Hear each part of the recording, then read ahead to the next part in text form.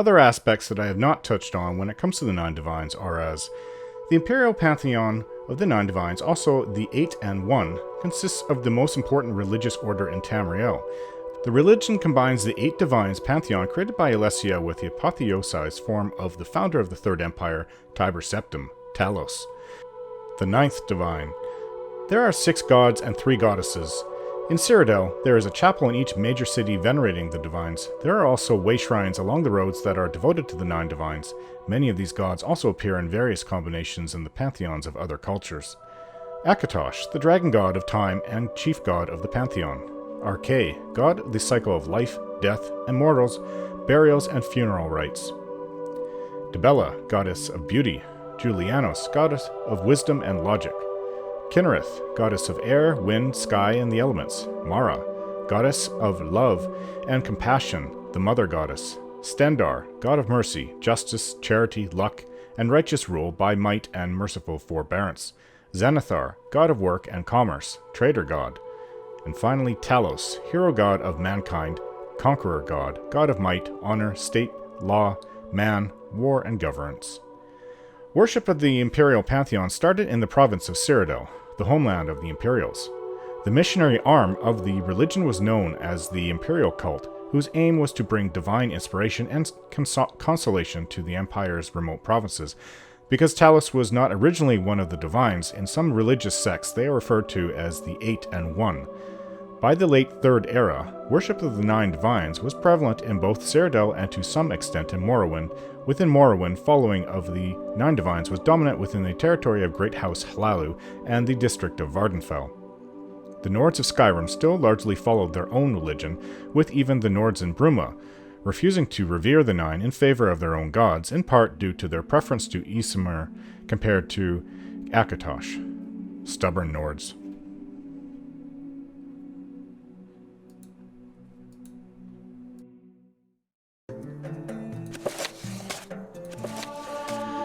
The Axeman.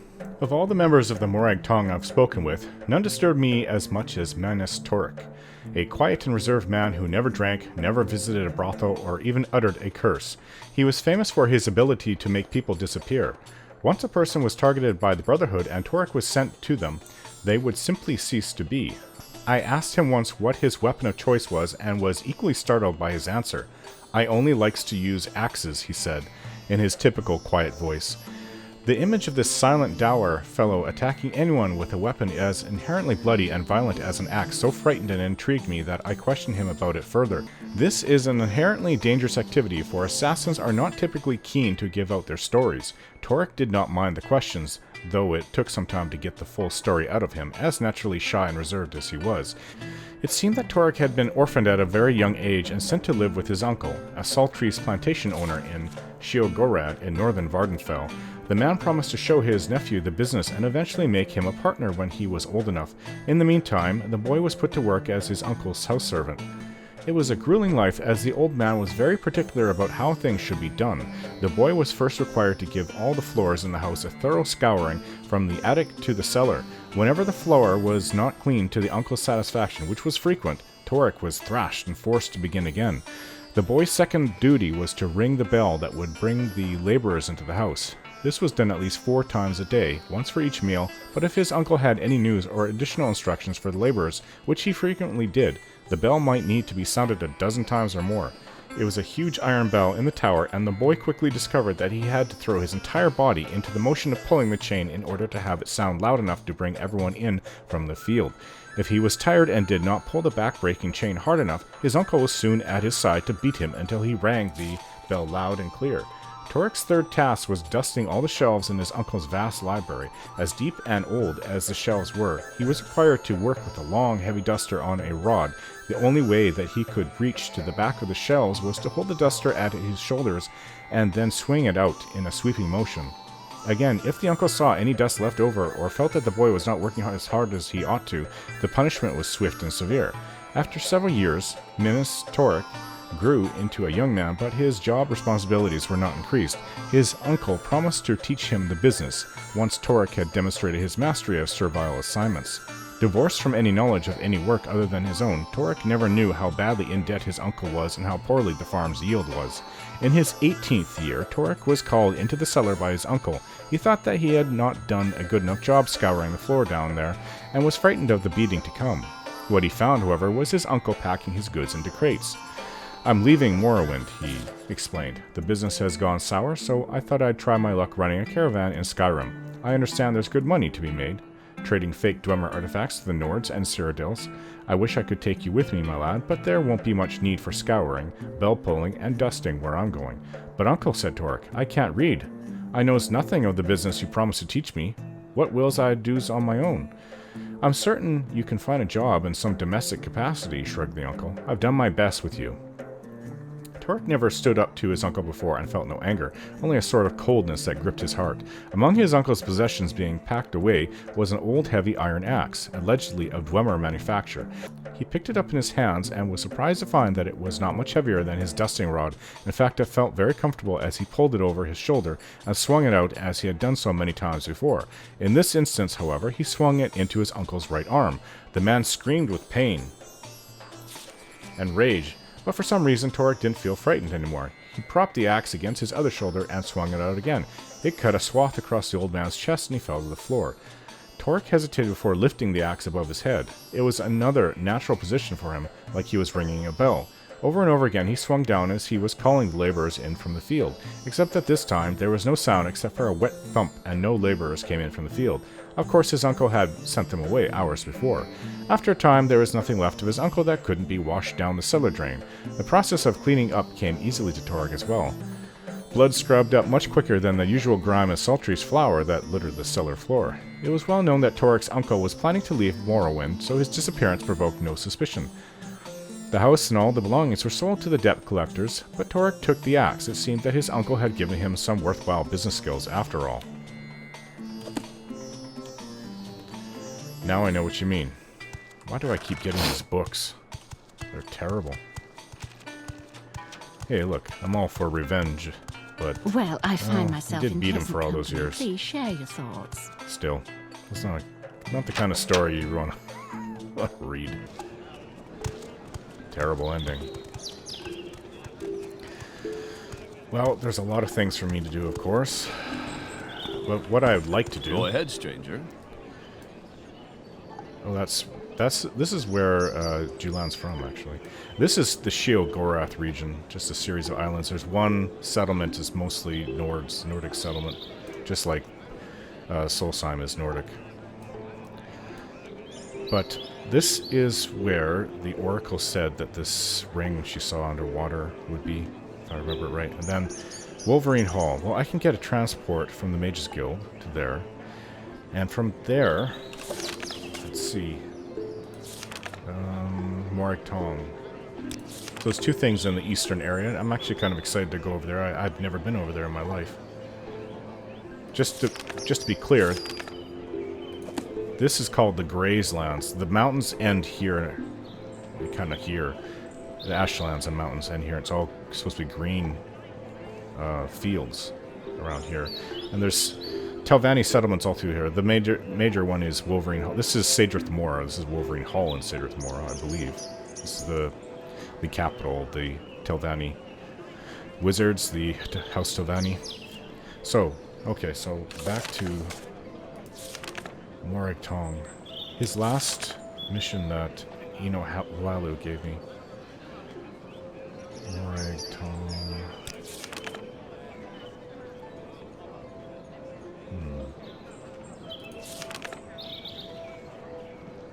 Watching you where, please join us next.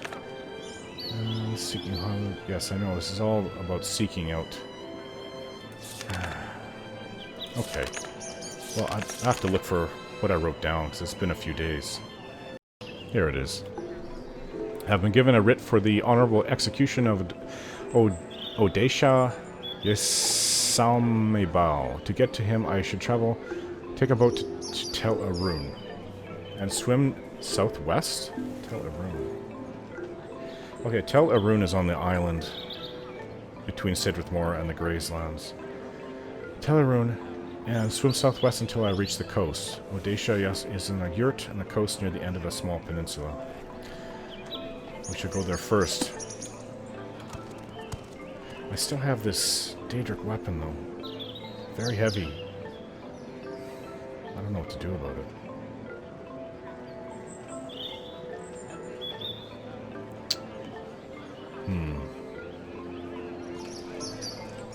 I might as well just sell it for as much coin as I can get. Actually, is there a trader? Here, there's no trader. Oh, the Ashlanders are gone, too.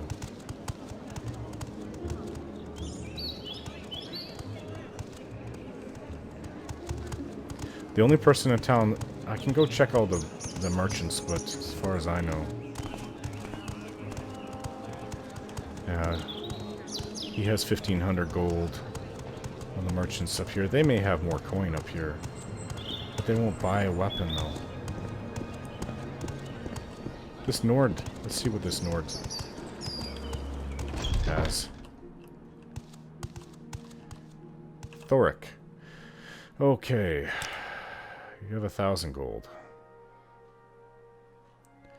No, I mean, I can only carry so many of these. He does have a steel arrow. This is definitely not going to make up for the weapon. Why the 9? Why don't they sell better weapons than this silver sword?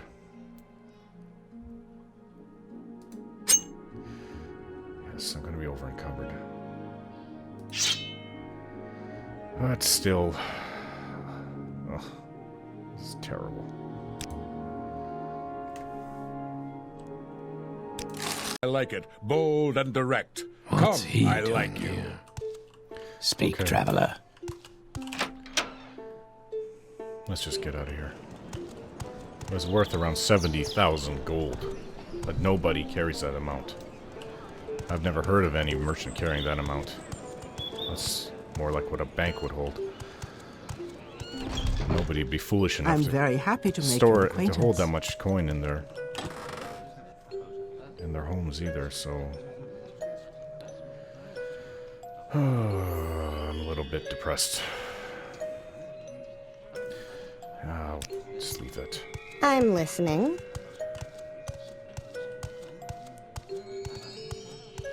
How delightful. Welcome. Do I have water walking?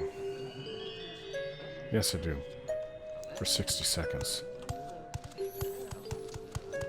Hello. Go ahead, I'm listening. Take me to Sadrith. Oops, that's your spells. I don't need that, thank you. Sadrith Morrow. Go ahead, I'm listening. Hello. I will return here. How the heck do you get out? Oh, there's the door. I've never been over here. I have no idea where to go. Ah, greetings. Oh. What shall we talk about?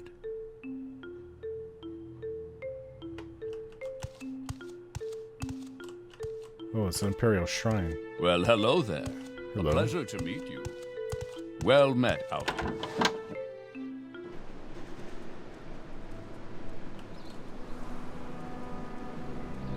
Series of islands around here. The town, the Telvanni. I should be able to take a boat from here, or I can water walk if I decide if I wanted to. Telvanni's on this island, I believe, and then you walk southwest.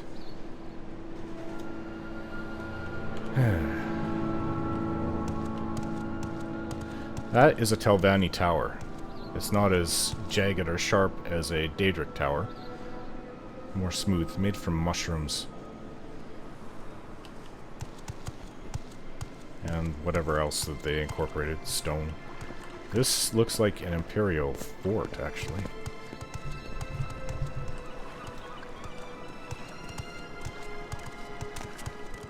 Yeah, this part Imperial town, part Telvanni Wizard. This is this Wolverine Hall. Corner Club. Well, you want to have a few drinks before we head out? Sounds good to me. Since most of the action is upstairs. Greetings to you, Dunmer. Hello. Not usually treated so friendly here in Morrowind. I have a sneaking suspicion that we're surrounded by thieves, but I also suspect that might be true everywhere. Oh, I didn't even notice. Maybe that's why they're so friendly with me.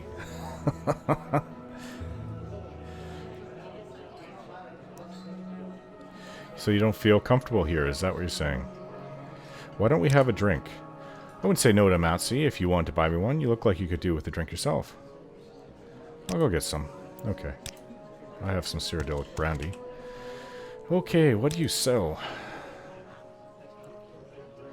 Yeah, they don't sell drinks. Nobody here sells drinks.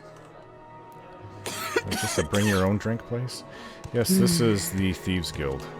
If we can find a different place that actually does serve drinks, that would be nice.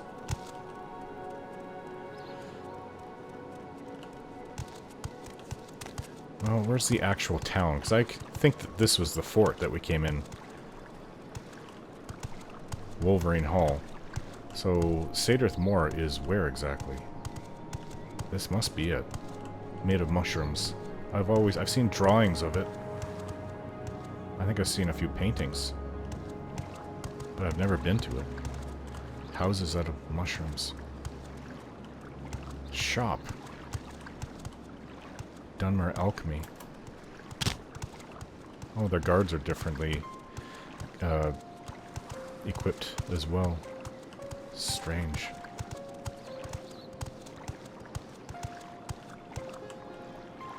It really is strange out here.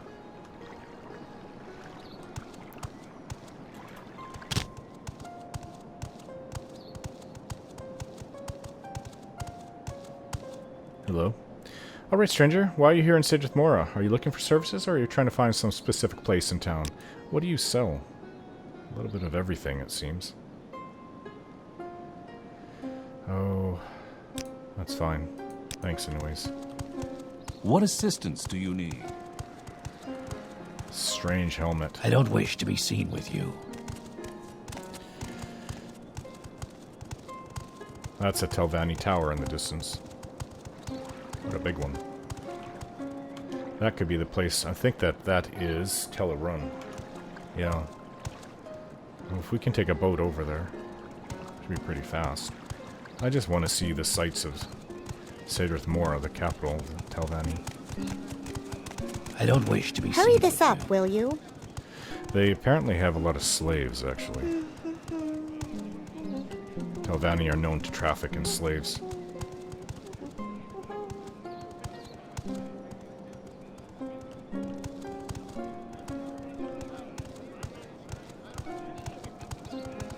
There's a lot of outlanders here. I don't wish to be seen with you. And impolite guards. But I'm used to that. Where's the famed wizard tower of Telvanni? Or, sorry, Sadrith Mora, I mean to say.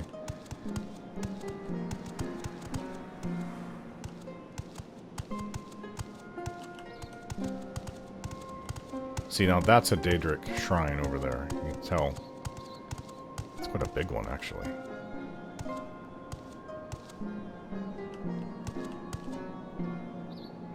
It just doesn't look like a town. All I see is mushrooms. If I flew over here, I would think that there's nothing but mushrooms, besides the people walking around.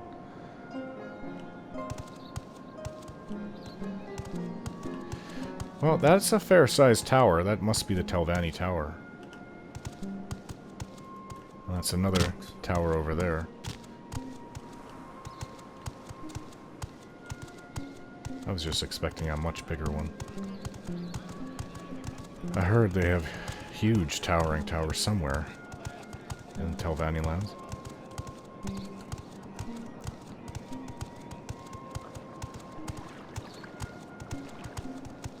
Alright, well, we must be off.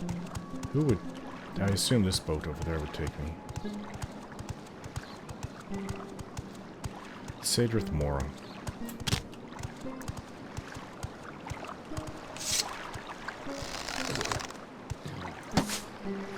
Die, Fetcher!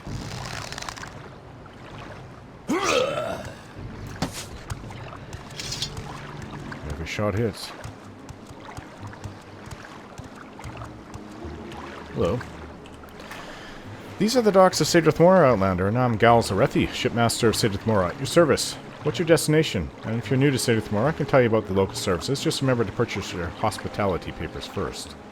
Hospitality papers? What can you tell me about Sadrith Mora? Sadrith Mora is the House Telvanni seat, home of the Telvanni Council House, and site of Talnaga, the Councillor Mage Lord, Master Nilos Wizard Tower.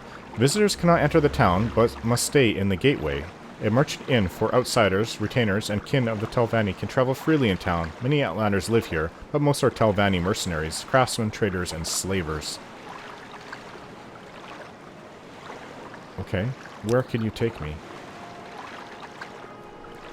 I must go to Tel Run. You don't take me there, do you? Tel Branora.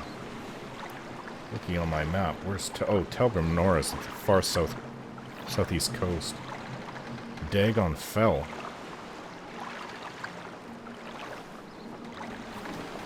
That is actually the Sheogored region in the far north. When you go to Telmora, it's a bit further north. But I'm not interested in any of those, so we're going to have to water walk to our destination. Thank you. Do you cast water walking? Do you think... wait. What's that on the ground? Hey, it's a coin purse, and there's at least 20 drakes in here. Let's go find out ours soon. I'll get the drinks this time. Get the drinks? You always get them, but this time it can be my turn for once. Okay. Is that all you ever think about, booze? I think about lots of things. That's exactly why I need a few drinks to clear my head and relax. And I'm sick of everyone breathing down my neck about it. Who else has been breathing down your neck? Oh, the usual. Mother gets angry about drinking. She calls it poison. And she should know about poison. She makes enough.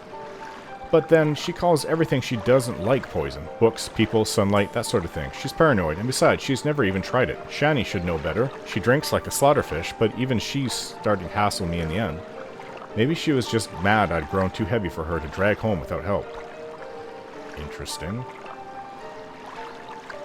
As long as you don't cause me trouble, it's none of my business what you drink.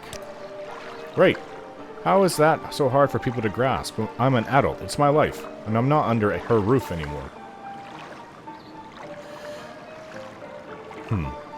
When we get to that tavern, we'll drink to your freedom. Good plan. Here, let me give you the gold for it now. A lot of barkeeps are really prejudiced against Ashlanders, so it's best if you buy them. We'll find a place to drink, even if we have to come back here. I hope you know... Wait, do you know water walking? It must be true what they say about that Telvanni, that all that magic makes them crazy. I mean, why else would anyone live in a mushroom for Azura's sake? Spells for traveling. Can you cast... Okay, so can you help me to water walk? You want to water walk? Sure, I can cast that on you. One moment. So I can cast that as well. Just wanted to know if you had it.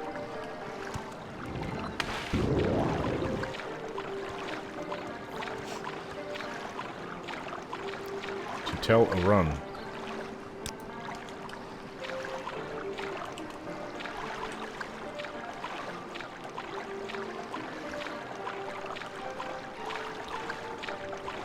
Really? That is a dreg. Failed casting a spell. That's a dreg. I've never seen one.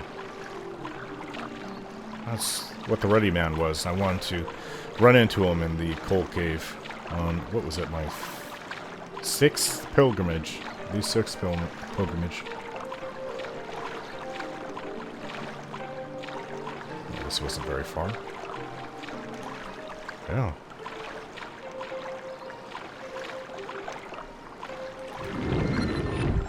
Uh-oh, I'm gonna get wet. Oh, got it.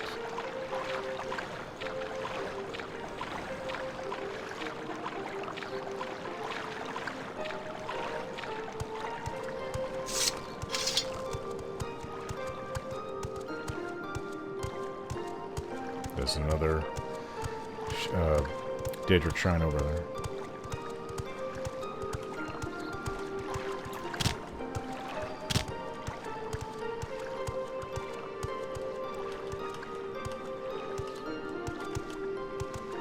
Yeah, what I thought. Telvanni.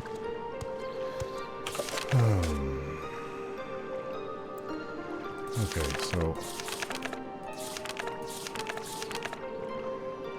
He's in a yurt on the coast near the end of a small peninsula. To get to him, I should take a boat to Telvanni and swim southwest until I reach the coast. Oh, okay, so... The coast.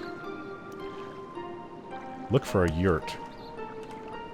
He's an Ashlander, I take it.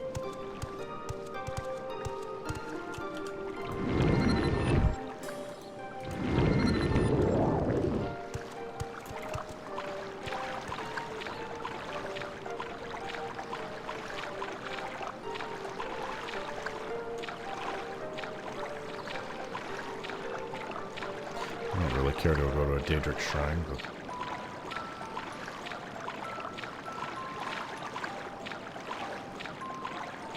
I do want that Daedric longsword that I saw. I'm also curious, I've never been to the Sheogorath region. A little bit colder up there, I heard.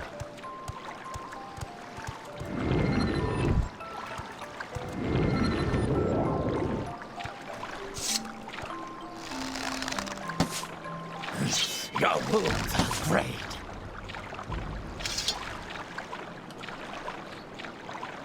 I'll go to the south of this Daedric Shrine.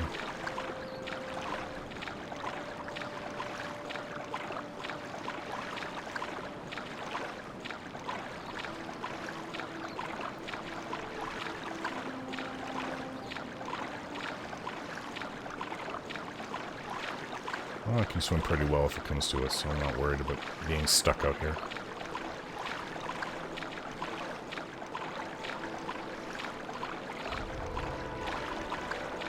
Look for a yurt. And there's a yurt. I think we found it.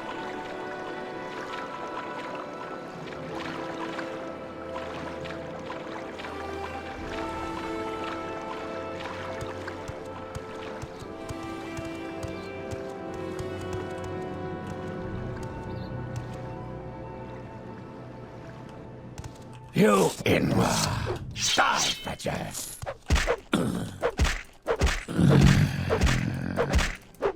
I have a writ for your death.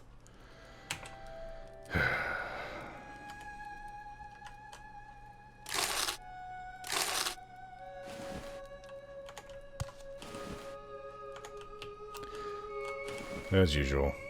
Poor. Why can't they have a chest full of gold? This poor Ashlander, I don't know what he did, but somebody didn't like him.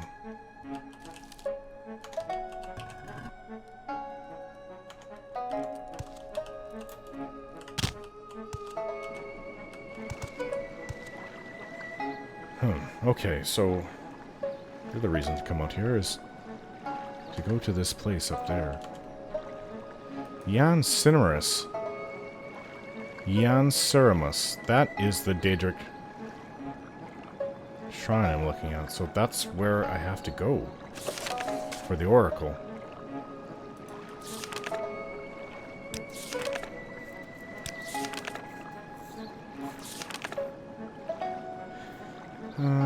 Okay. That was quite a while ago, several weeks ago. Oracle Lalatia Varen had a vision of the ring in darkness. She saw the ring of the wind, a legendary treasure of elsewhere. I have seen the wind upon a dark elf's hand. I have seen fire gleam upon a dwarf's face. I have seen darkness on a ring of water. I have heard no name whispered in the mouth of stone. The oracle bid me retrieve the ring in darkness. I must ask Dark Elven. Okay, I already did that. Ring in darkness.